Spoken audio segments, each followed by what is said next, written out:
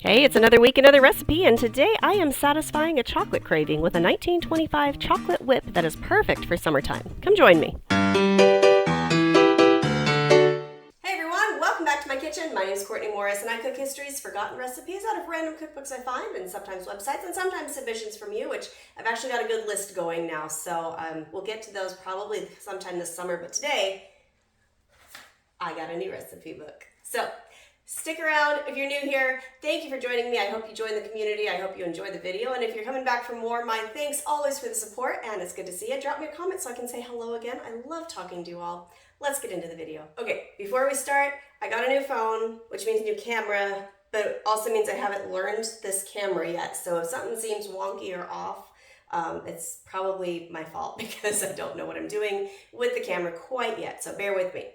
Anyways, back to the video. One of the best things about this channel and doing all this historical research in historical skills and cookery and just basic life skills is that I've got people now looking for recipe books and things that would be so interesting to me, and I got to inherit one the other day. So when I was on hiatus this past couple months, one of the things that we had to go and do was we had to go out of town for a funeral. And I got so blessed by being able to inherit a book called Choice Recipes from the Walter Baker Company, started in 1780. This printing is from 1925.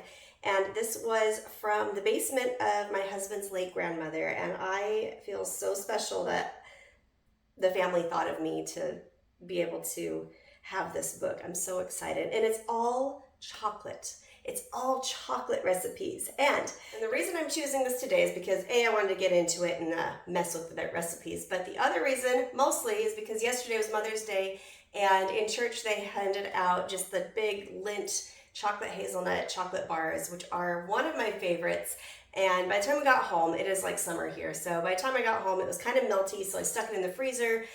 And by the time I came back to it that evening, after being outside and hanging out, I found this much left because a certain 4-year-old of mine decided that he wanted it. So Mama didn't get her chocolate, so I'm gonna make me some chocolate. And today we're gonna make a chocolate whip. So this recipe calls for a double boiler. If you don't have an actual one, just a half pot of boiling water in a glass or metal bowl. Perfectly fine, works every time. Stay away from plastic though for leaching and conductivity and maybe melting, just depending on what you're doing. Metal bowl's obviously gonna conduct the heat better, but a glass bowl works just fine as well. The reason we use a double boiler in chocolate recipes that need to be heated up is because chocolate is really, really finicky. It's really picky and can be scalded, burnt, overcooked, really, really fast. If you've had this experience where you've opened up a box of candies, like store-bought candies, and there's a white film over the top, that means your chocolate was overheated. It means it got cooked too long, and it just doesn't taste good, and the texture is terrible. And this is what a double boiler prevents. It kind of gives it a secondary heat source to be able to melt nicely and not overheat itself or burn unless you just forget about it and leave it. So, okay, so now we need 1 cup of milk, and I am not halving this recipe because I had the intention to, and then I broke all the eggs that I was needing, so we're doing the whole thing, but that's okay. I'll eat it because I can. Now, this is also where, if you've been on this channel for any great length of time, you'll know that I have now learned that the farther back in the recipe department that you go, the less information they give you. So 1920s, it still gives you decent information, but you still have to read between the lines and read your recipe, because the next one is mix cornstarch with a small quantity of the cold milk and stir it into the hot milk when the chocolate has melted. So that means that this is still cold, and I'm gonna take just a little bit out so I can mix it with my cornstarch. Don't ever put your cornstarch in powder form in hot liquid because it'll cook it and you'll just get a glob of stuff. Oh, there's all my measuring spoons. I've been looking for these. Welcome to my kitchen. This is how I operate. Always mix it with cold water, cold milk, cold whatever, and then you can mix it in nicely and it won't get lumpy. Same with gravies, same with custards, puddings, American puddings, I should say, that kind of thing. Okay, so in this case, 2 tablespoons of cornstarch, and I'm going to mix that in and hold that to the side. So this way it's just the consistency of milk with a little bit of thickener in it. So I'm gonna put that to the side because I need 1 ounce of baker's chocolate. So one thing to remember when you are working with a double boiler is just because your water underneath might be at a boil, your milk or your contents should not. So pay attention to how hot your burner is. And another tip to make sure that this is nice and not lumpy, it's basically you're making hot chocolate right here. If you make homemade hot chocolate, little bits at a time. Cocoa powder is hydrophobic, which is why if you pour all of it in, you're gonna have a heck of a time trying to get it smooth. Now I need just a pinch of salt. Okay, so now I need to make sure, that is hot. Whew. Not boiling, but hot. Now it says, now this is where the mixed cornstarch and a small quantity of the cold milk comes in, which I already did. I'm gonna stir this into the hot milk. Chocolate is in there, stir until smooth, and then cook 12 minutes. So I'm going to put this in slowly. This is the same as if you're doing gravy or custard. Don't just lump it in, because if it does happen to have a hot spot on the bottom and it hits it, you're gonna have smooth gravy, custard, chocolate, whatever, and then you're gonna have a gigantor lump because it hit the hot spot. So just little bits at a time. Don't stop stirring this for a really long amount of time because it can coagulate in the bottom and then you'll get more lumps. Now we have 12 minutes to kind of do the next step. So stir until smooth and then cook 12 minutes. Mix egg yolks and sugar and then stir in the hot mixture in here and then cook 1 to 2 more minutes. So I've got my 2 egg yolks and I need 6 tablespoons of sugar. 5, 6, and my spatial reasoning capabilities are coming through. I need a bigger bowl. I have never been very good at spatial reasoning. It's just not a strong point of mine. And then this is getting nice and thick. It's starting to thicken on the sides. You can substitute Dutch processed cocoa for the baker's chocolate without really any issues. It's pretty interchangeable. The only difference between the Dutch processed and the baker's chocolate is the Dutch process gets washed in I can't remember the exact name, but it's a potassium wash. It's a potassium something wash that neutralizes acidity, and so you don't get a lot of that acidic, like that acrid flavoring or after flavoring where the bitterness kind of comes in, especially in dark chocolate. But in any of these recipes, especially if you're adding a lot of sugar, I mean, it's not going to make that big of a difference. You could really do it interchangeably. If you can get Dutch processed cocoa, I personally think they make the best brownies and hot chocolate because it does neutralize that, kind of almost that little acidity in there. Okay, so this is getting nice and pudding-y, which is good. Okay, we are now nice and thick, and I've been stirring this. I haven't let it go or stick. And we are going to be putting in our egg yolk and sugar mixture. I'm going to just stir that together. Let that cook for 2 minutes, and after that's done, we're going to cool it off. This is smelling so good. All right, so the next step says when very cold, which tells me we got to chill this baby. We're not done yet. There's still some things left to put in there, but it needs to be cold to do so. So while it's cooling off, the next steps is while it's very cold, just before serving, add vanilla and fold in stiffly beaten egg whites, which means I need to beat my egg whites. So I've got 4 egg whites here. Okay, so we're gonna have a little talk about raw eggs here first before you get on me about putting raw egg whites in this whip. In mousses, in homemade mayonnaise, there's a ton of other recipes that call for raw eggs. Now there's a way to do it right and a way not to. Now, if you have ever been overseas, you will notice that America is the only country that puts their eggs in the fridge. Every other country that I have been to or watched, you can YouTube grocery store tours. It's actually kind of fascinating to see how those are.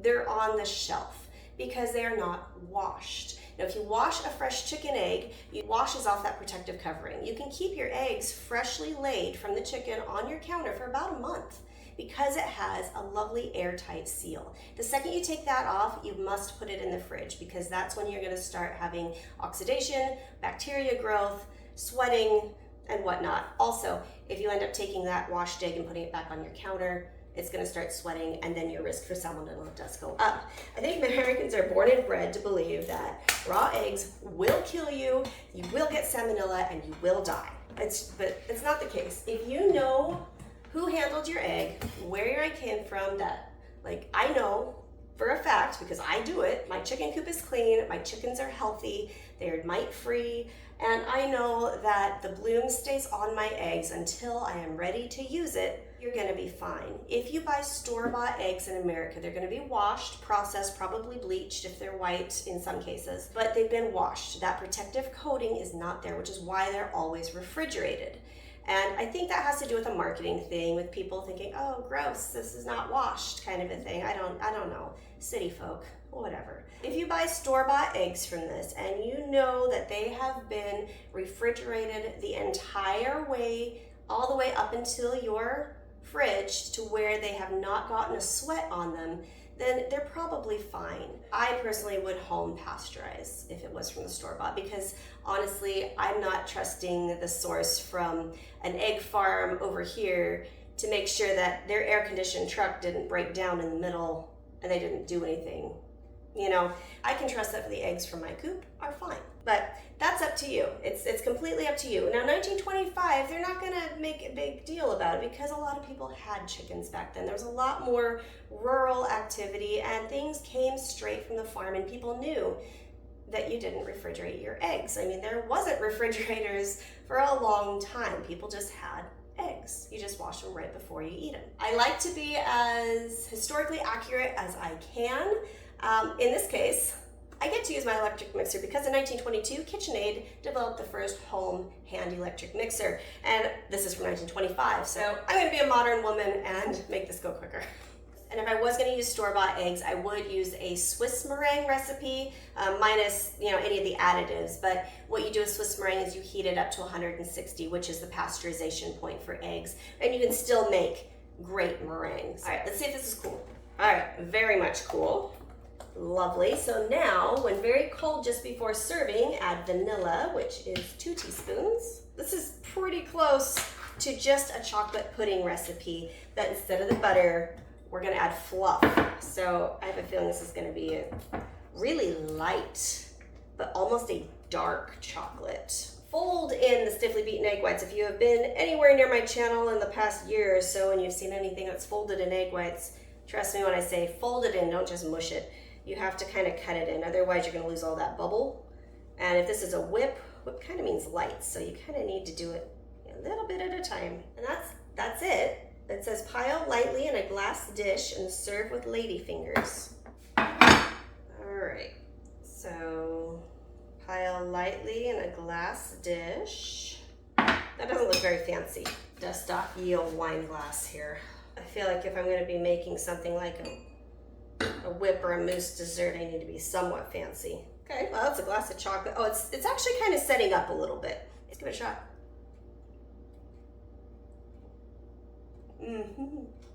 It's good. It's definitely more on the dark chocolate side. That's delightful. The texture. So, okay, let me back up just a minute. Tastes like a dark chocolate pudding, but light. But you can feel the bubbles from the meringue. And it's just almost like a marshmallow. That's so good. You know, it'd be really good in this would be like those mint chips that they make in the baking aisle. They make a mint chocolate one. I have an idea. Stand by. I wouldn't be me if I wasn't messing with something. This is peppermint flavoring. I'll give that a shot. I don't want to mix it too much. I don't want to defluff my bubbles, but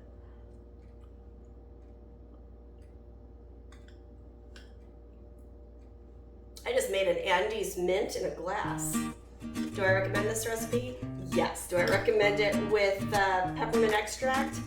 Heck yes. Absolute bliss. This is so good. Not to mention Christmassy. If you are still here till the end, thank you so much. I really appreciate your support. I appreciate hanging out with you in my kitchen today, and I hope that if you haven't already, hit the subscribe button and join us. Leave me a comment. I'd love to hear from you guys. I always love talking with you guys. It's so much fun. It really is one of the highlights of having this YouTube channel, is to hear your stories and your thoughts. And even when you try recipes, I've had a few of you tell me you've tried some of them, and it's been awesome to hear your experience. So I really, really appreciate the time I get to interact with you guys. It's really, really fun. Eventually I'll probably get an Instagram for more stuff, but my gosh, one thing at a time. Anyways, leave me a comment, drop me a recipe if you have one, or if you have an idea for one. Otherwise, if you'd like to spend more time in my kitchen with me today, go ahead and hit this video right right here. I hope you enjoy it, and until next time, I will see you later.